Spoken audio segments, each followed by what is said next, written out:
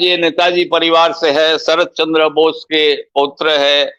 तो स्कूल में भी जो प्रोफेसर और टीचर लोग थे, ये लोग भी सोचते थे कि हम लोग एकदम पढ़ाई बहुत अच्छा कर पाएंगे। आप जानते हैं नेताजी बहुत ब्रिलियंट स्टूडेंट था। आईसीएस एग्जामिनेशन में 4th स्टैंड उनको मिला था। मगर देखिए, हम एवरेज स्टूडेंट था, हम एकदम ब्रिलियंट स्टूडेंट था ये बोलना सही नहीं है। मगर हाँ, हम पढ़ाई कर लेते हैं, एवरेज मार्क्स हमको मिल जाते हैं। मगर हाँ, हम डिबेटिंग में हम बहुत पार्टिसिपेट करते थे स्कूल में। डिबेट एलोक्यूशन कॉन्टेस्ट में हमको काफी प्राइजेस मेडल्स वगैरह मिले हैं। हम एक्टिंग भी करते थे स्कूल में। हमको याद है जूलियस सीजर का जो शेक्सपियर का जो प्ले है, उसमें मार्क एंटनी का रोल हम किए थे और हमको 6 गोल्ड मेडल भी मिले थे। तो हम भी सोचे थे कि एक्टिंग का भी करियर किया जाए। तो एक्टिंग का करियर के लिए भी हम सोचा था। लंदन में जब गए थे, उधर भी कॉलेज में हम एक्टिंग किए थे। तो काफी लोग बताया कि आप एक्टिंग कीजिए लंदन स्टेज पर। देखिए, आपका इच्छा काफी फील्ड में होता है, आपको एम्बिशन रहता है, मगर उतना आसान नहीं है। आपको जो लाइफ, देखिए एक फेट जो है, आपको लाइफ जहां आपको ले जाएंगे उसी रास्ते पे आप चल सकते हैं। मगर एम्बिशन अच्छी बात है, मगर एम्बिशन भी रियलिस्टिक होना चाहिए। तो मेरा हॉबी था एक्टिंग स्कूल में, डिबेटिंग, एलोक्यूशन, ये हम लोग मेरा हॉबी था।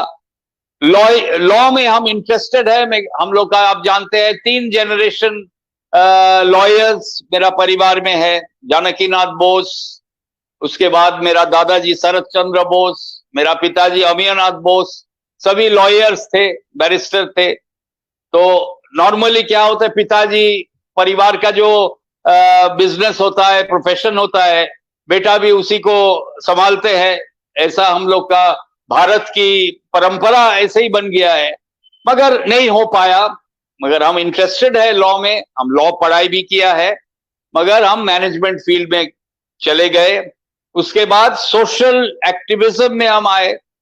ये भी मेरा, जब हम एनसीसी में थे, स्कूल में जब थे हम एनसीसी नेवल विंग में थे, तो उस टाइम में भी एक इच्छा था मेरा, पेरेंट्स का, पिताजी का, माताजी का इच्छा था कि आप एनडीए ज्वाइन कीजिए, नेशनल डिफेंस एकेडमी, उधर आप पढ़ाई कीजिए। तो उसलिए हम एनसीसी नेवल विंग में हम ज्वाइन भी किए थे, मगर नहीं हो पाया। हम दूसरा लाइन ले लिया, दूसरा रास्ते पे मैनेजमेंट फील्ड में चले गए। मैनेजमेंट भी काफी इंटरेस्टिंग फील्ड है, आप कंट्रीब्यूट कर सकते हैं सोसाइटी का। देखिए सोसाइटी में मैं थोड़ा सा ये आपसे पूछना चाहूंगा कि आप बैरिस्टर बनना चाहते थे, आप फौज में शामिल होना चाहते थे, फिर आप मैनेजमेंट में चले गए।